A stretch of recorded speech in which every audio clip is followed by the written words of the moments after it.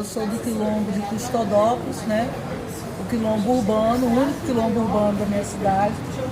Tem um histórico muito grande, porque as casas eram todas feitas de palha, de taboa. Lá antigamente era chamada cidade de palha, né? Depois se transformou em Custodópolis, porque tinha um senhor que morava lá na mediação, que, tipo assim, não é nem patenteou, né? Resolveu mudar o nome de cidade de palha, começou e colocou o Custodópolis, né? E aí agora, quando foi em 2018, depois de 10 anos lutando pela carta de autorreconhecimento, porque a documentação sumiu toda, né? Quando foi para Brasília, sumiu tudo. Questão histórica, tudo.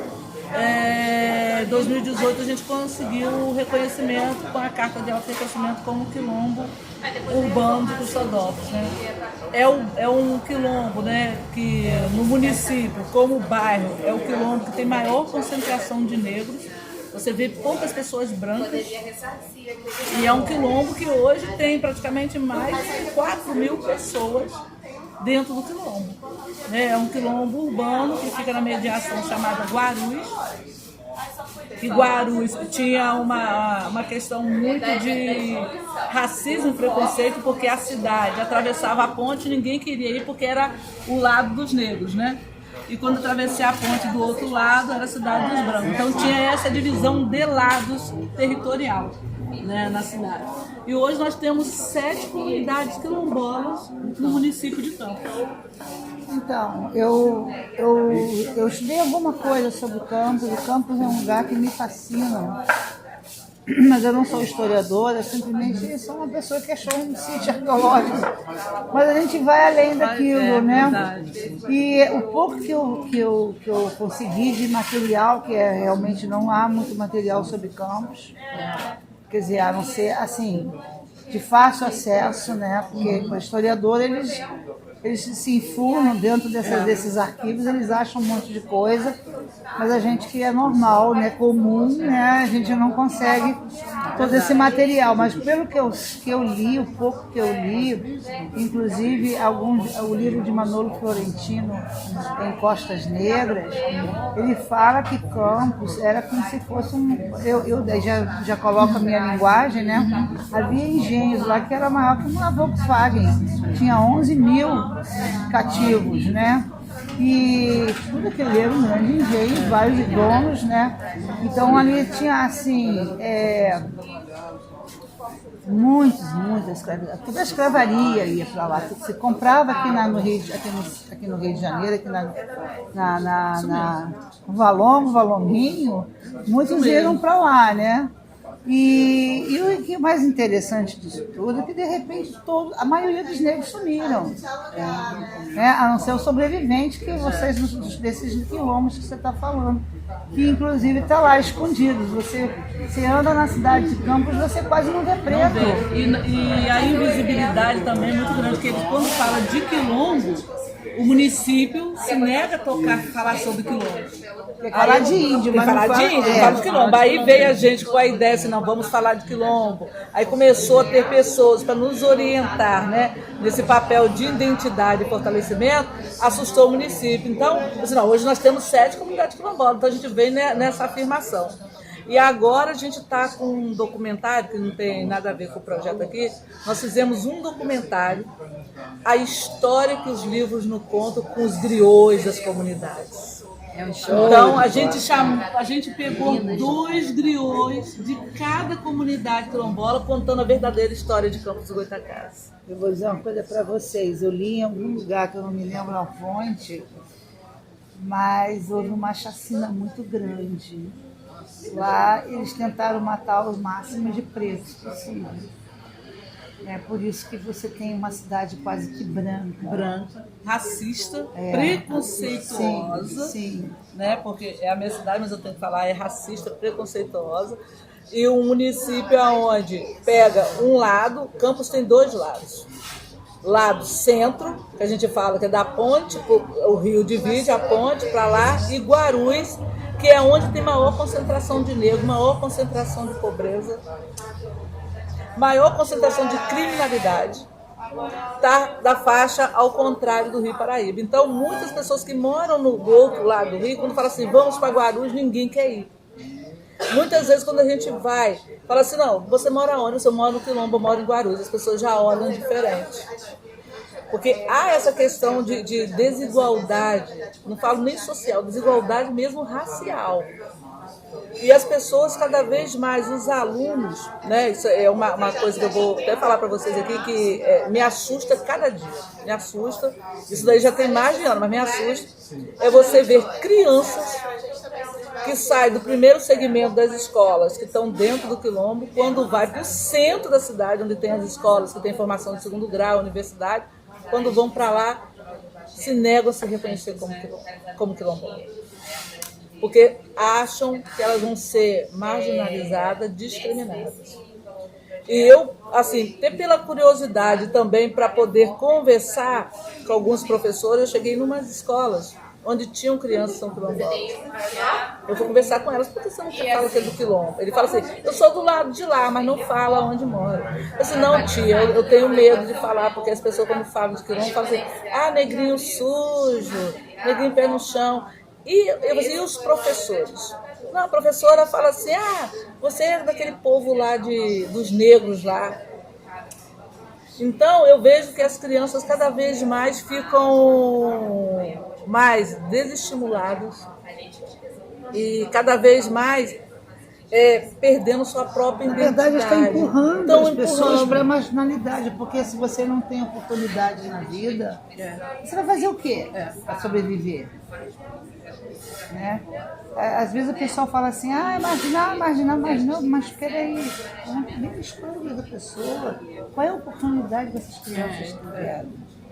Acho que é falta de oportunidade. Eu falo isso, eu sou branca, mas eu sou filha de imigrantes. Tinha um pouquinho de problema assim nas escolas que eu estudei, me chamavam de gringa, apesar de ser brasileira, mas eu não falava porque é costume desses imigrantes.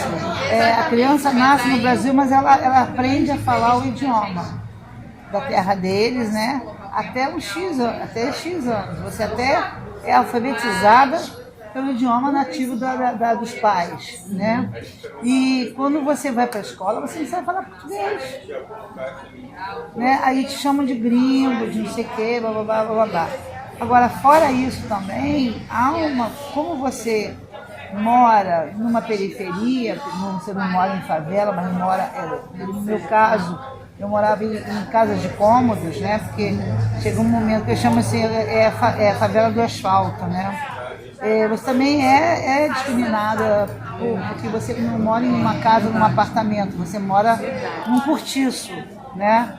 Então eu sei o que é, ser discriminado por alguma coisa, porque o ser humano tem a mania de discriminar porque você é gordo, porque você é feio, porque você é careca, porque você está sujo, você não se veste bem, porque você não fala bem, uma série de coisas. Eu não sei por que esse ódio, por que essa coisa. Impregnado, não sei o que aconteceu. Eu fico assim, mas por que tem tanta coisa com preto? Eu acho que sabe o que? Essa parte de coisa com preto, porque a questão vem da questão da escravidão. Então vem aquela questão do branco, né, do negro. O negro sempre foi escravo. Então aquilo vem de uma formação. Acho que já vem daquela antiguidade, aquela formação de pai que vai passando para o filho. O filho foi criado, o filho branco, vai passando para o neto. E assim vai na sua descendência.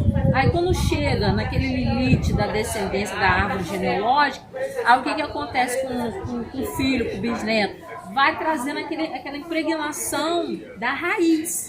Então, por isso que não acaba o preconceito, o racismo. Por quê? Porque o preto no Brasil, seja eu acho em qualquer lugar, é considerado como se fosse um escravo. Por quê? Porque não é o ser, eu entendo assim, que não é o ser humano, é a cultura que vem de lá da sua árvore, lá embaixo. desde o seu pai, do seu avô, do seu tio, ele vem trazendo aquilo ali. E aquilo ali vai passando pelas gerações. Se não tiver uma formação da geração, só vai replicando, é uma replicação das suas origens. Que aí vai trazendo o que acontece hoje. A gente, é difícil, não é impossível acabar, mas é difícil, porque eles, por nós ser negros, nós temos o quê? Nós temos que mudar a nossa mentalidade, de saber que nós não somos escravos, nós somos livres. Mas o branco que está lá, que veio da geração do seu pai, do seu avô, ele já vem com aquela cultura. Então, o que tem que acontecer? Não é, nós temos que fazer nosso papel, mas a geração deles que tem que vir com um pensamento, tentar tirar aquilo ali. Depende deles também, não só de nós. Nós que temos que ter o empoderamento de dizer que nós somos negros, somos livres. Agora, eles não vão olhar pra gente como livre. Vai olhar porque o seu pai, seu avô, vem com aquela história toda de, não, é escravo. Sempre foi, é assim que tem que ser tratado. Você sabe que você me deu uma ideia, Entendeu? agora dá vontade de pegar aquela turma assim que não gosta de preto, né? Sentar assim, mas por que tu não gosta? Me fala aí por que você não sabe o gosta que de ele vai preto? falar? Alguns vão vir falar, não, porque meu avô contava história, que meu avô falava que ele, o pai dele, foi fazendeiro, aí tinha um empregado que era negro. Não, ele nem falava que era empregado. Num documentário, nesse documentário, vou até passar para vocês o link, para vocês verem esse documentário, né? Um senhor chamado Paulo Norato, ele é um dos griots de uma comunidade. Ele fala assim, hoje, antes a gente sofria com chicote na mão, hoje a gente sofre com chicote da caneta. Aquilo, quando ele falou isso, me deu uma burdoada, assim, poxa, ele hoje ele se acha ainda escravizado pelo sistema.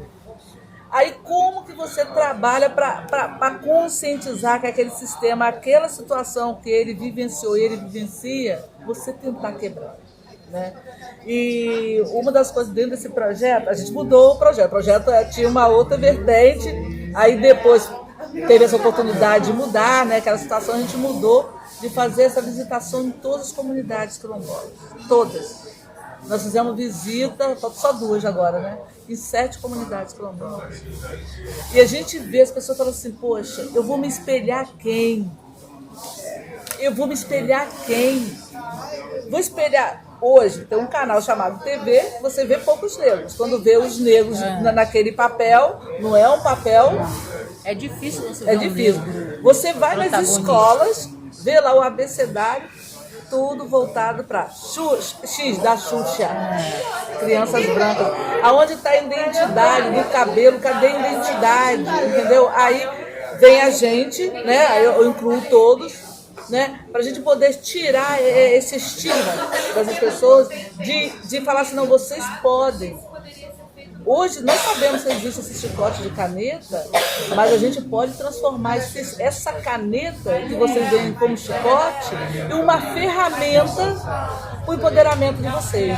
Então, são situações que mexem muito, muito com a gente, assim, que a gente visita as pessoas, assim, as comunidades, e a gente depara com muitas questões muito fortes.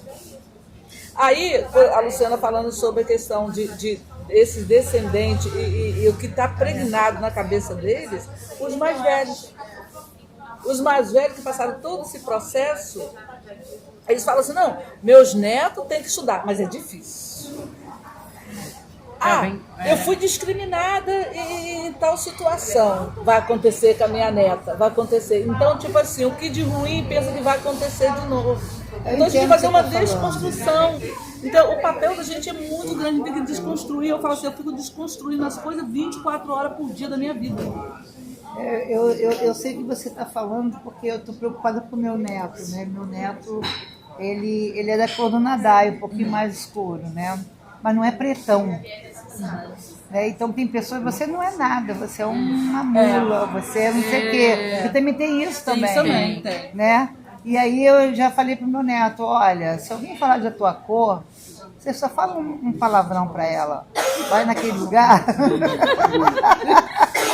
Não, porque irrita também.